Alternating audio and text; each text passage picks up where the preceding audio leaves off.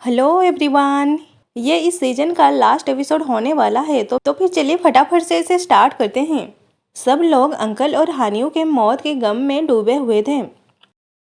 सू हानियों के लिए उसका लाया हुआ शादी का जोड़ा पहनकर उसके साथ बिताया हुआ कुछ बेस्ट मोमेंट को याद करते हुए उनके फ्यूनरल पर आती है और फिर उनके लिए प्रे करने लगती है।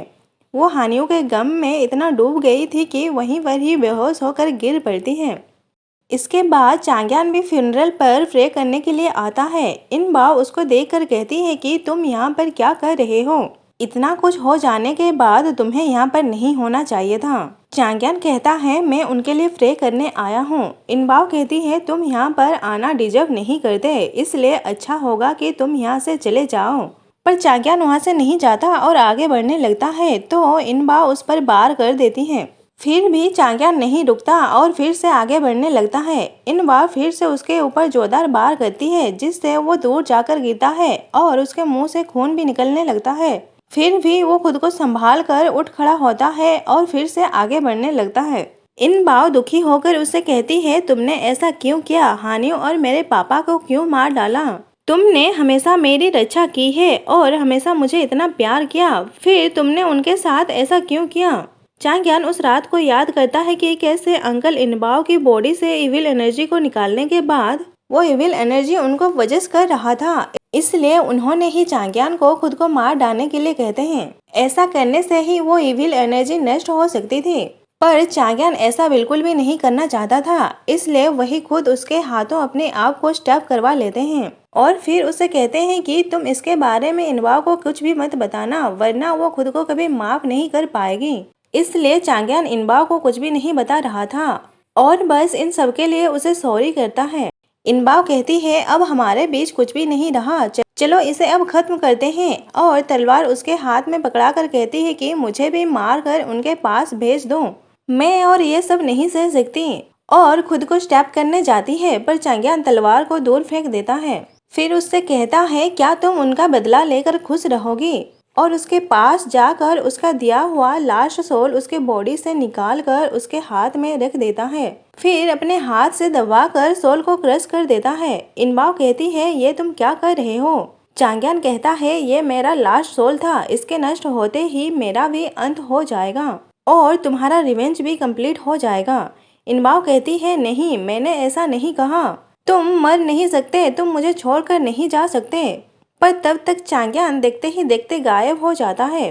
बेचारी इन बाव उसको पकड़ने की कोशिश करती है पर वो तो हवा के साथ दूर जा चुका था।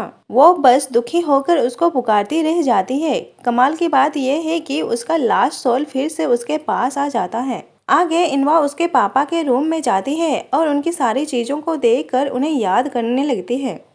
वहाँ पर एक लिफाफा रखा हुआ था तो इनबा उसे खोल कर देखती है। उसमें एनर्जी कलेक्टर बॉक्स के बारे में लिखा हुआ था, जिसे पढ़कर वो बहुत हैरान होती है, पर ब्रदर तियान के आते ही उस लेटर को छिपा लेती है। वो इस बात पर यकीन करना नहीं चाह रही थी। तियान उसे बताता है कि सू की तबीयत बहुत ही ज़्यादा खराब हो गई है, वो अपनी आंखें भी नहीं खोल रही, तो दोनों उसे देखने जाते हैं। इधर सू बहुत ही ज़्यादा कमज़ोर हो गई थी। उसे हानियों की आवाज़ सुनाई पड़ती है तो वो अपनी आंखें खोलकर देखती है। सू बड़ी मुश्किल से बेड से उठती है, फिर जैसे तैसे करके हानियों के पीछे रूम से बाहर निकलती है। हानियों को अपने सामने सही सलामत देखकर सू उससे कहती है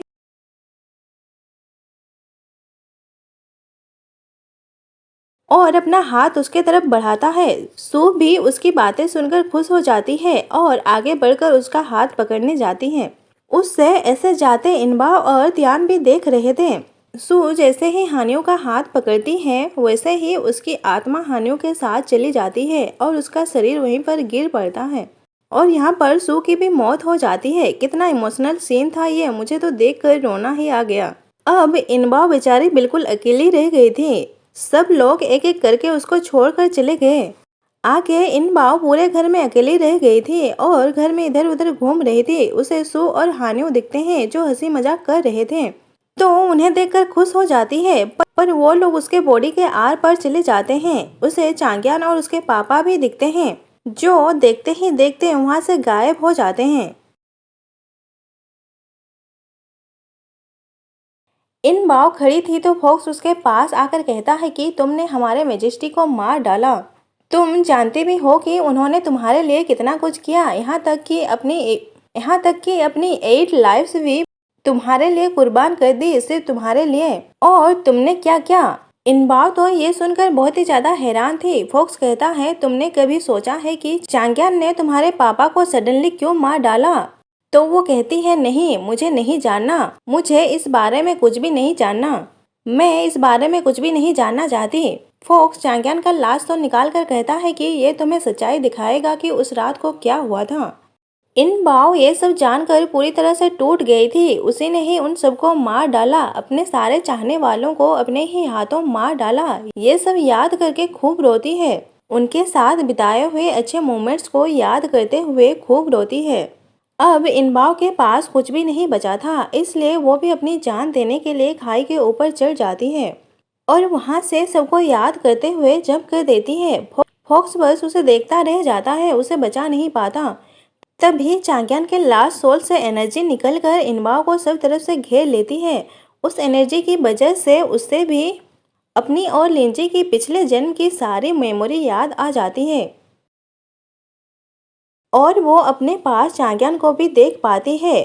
इनबाव चांग्यान को अपने पास देखकर बहुत ही ज्यादा खुश थी। चांग्यान उसको उठाकर ऊपर ले आता है, पर वो सच में वहां पर नहीं था, ये बस उसका सोल था जो फिर से पर्पल बॉल में कन्वर्ट होकर उसी ब्रोकन मून माउंटेन के पेड़ पर जाकर फ्रूट की तरह लग जाता है।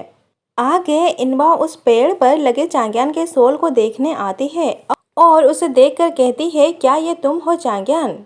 तभी पीछे से कोई उसको बुलाता है तो इनबाव पीछे मुड़कर देखती है। ये तो व्हाइट बालों वाला चांग्यान था, जिससे देखकर इनबाव खुश हो जाती है। इसी थोड़े से हैप्पीएस्ट मोमेंट के साथ ये ड्रामा यहीं पर एंड हो जाता है। अच्छा, सच सच बताना तो किसने इसकी ऐसी सैड एंडिंग सोची थी? क्या आपको ये एंडिंग पसंद आई या फिर आपके लिए इसकी एंडिंग कैसी होनी चाहिए थी? मुझे कमेंट में जरूर बताना। और आपको मेरी एक्सप्लेनेशन कैसी लगी? Thank you so much for loving me and stay connected. Bye bye.